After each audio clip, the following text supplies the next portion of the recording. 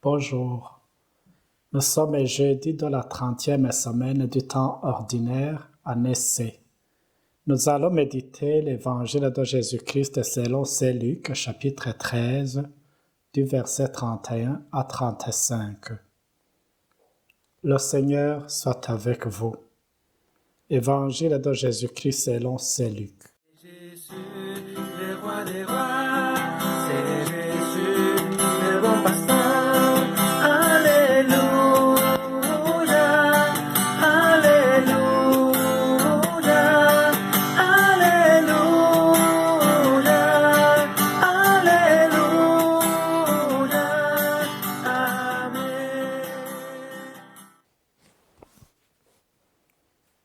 En ce jour-là, quelques pharisiens s'approchèrent de Jésus pour lui dire : « Pars, va-t'en d'ici, Hérode veut te tuer. » Il leur répliqua : « Allez dire à ce renard : voici que j'expulse les démons et je fais des guérisons aujourd'hui et demain, et le troisième jour j'arrive au terme. Mais il faut continuer ma route aujourd'hui, demain et le jour suivant, car il ne convient pas qu'un prophète périsse en dehors de Jérusalem. Jérusalem, Jérusalem, toi qui tues les prophètes et qui lapides ceux qui t'en sont envoyés. Combien de fois ai-je voulu rassembler tes enfants, comme la poule rassemble ses poussins sous ses ailes, et vous n'avez pas voulu. Voici que votre temple est abandonné à vous-même. Je vous le déclare, vous ne me verrez plus jusqu'à ce que vienne le jour où vous direz : béni soit celui qui vient au nom du Seigneur. Acclamons cette parole de Dieu.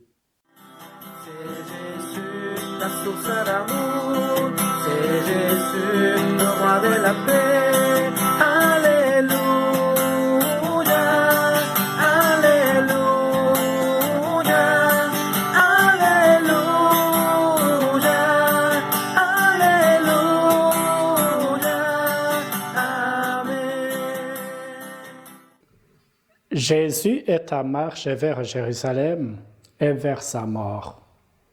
Il n'y va pas pour fuir les menaces d'Hérode, le prince de Galilée, mais librement, parce que sa route est tracée par le Père, et ce n'est pas Hérode qui peut la faire dévier, ce n'est pas lui qui peut changer le projet de Dieu. Peut-être même que les pharisiens voulaient se débarrasser de Jésus puisqu'il leur disait toute la vérité. Jésus était considéré par les puissants de ce monde non seulement comme un rival, mais aussi comme un homme dangereux, donc un homme à éliminer. Hérode en était capable, lui qui avait déjà fait décapiter Jean-Baptiste il y avait seulement quelques mois. Toutefois, Jésus n'est pas prêt à se laisser intimider par cet homme. C'est pourquoi il traite cette menace d'Hérode par le mépris. Allez dire à ce renard. Le renard est considéré comme un animal peureux qui ne chasse que la nuit et s'enfuit vers sa tanière au moindre danger. Jésus ne mourra pas parce que Hérode, ce renard, l'a décidé. Il mourra parce que lui-même, il le veut, quand il aura terminé la mission qui lui a été confiée par son Père. Il mourra quand son heure aura sonné. Au moment de cette annonce, il ne lui restait que de chasser les démons et accomplir des guérisons pendant 2 jours.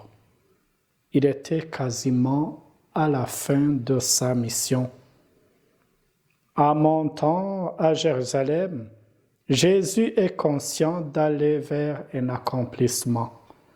il s'en va vers sa mort et sa résurrection. Il n'y a rien ni personne qui fera obstacle à sa mission reçue du Père, et il en est sûr et certain. Le Seigneur veut couronner sa mission à Jérusalem, la ville sainte, mais qui rejette et tue les prophètes. Elle se révolte contre Dieu. Elle refuse Dieu car elle refuse ses envoyés. Comprenons que c'était Jérusalem, symbole de tout peuple qui rejette Dieu et qui ne reconnaît pas en son Fils Jésus-Christ le Seigneur et le Sauveur. Or, Jésus est venu rassembler dans l'unité les enfants de Dieu dispersés.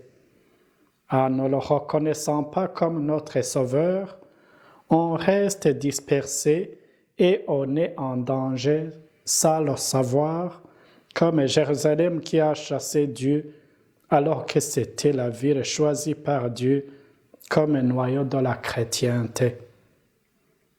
Parfois, nous les humains, nous voulons bâtir un monde sans Dieu, où nous sommes seuls maîtres comme Hérode. Nous voulons vivre dans un espace où la parole de Dieu ne nous dérangera pas trop, mais nous nous retrouvons dans un monde sans espérance où on ne reconnaît plus Dieu dans chaque visage humain. Si on chasse Dieu, il ne résiste pas, il nous laisse libres, mais il reviendra à la fin des temps et nous demandera des comptes. Que le Seigneur nous pardonne pour toutes les fois où nous voulons bâtir notre monde sans lui.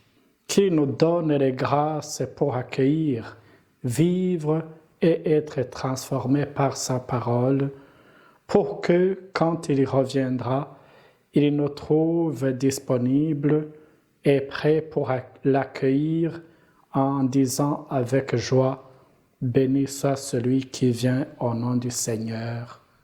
Amen. »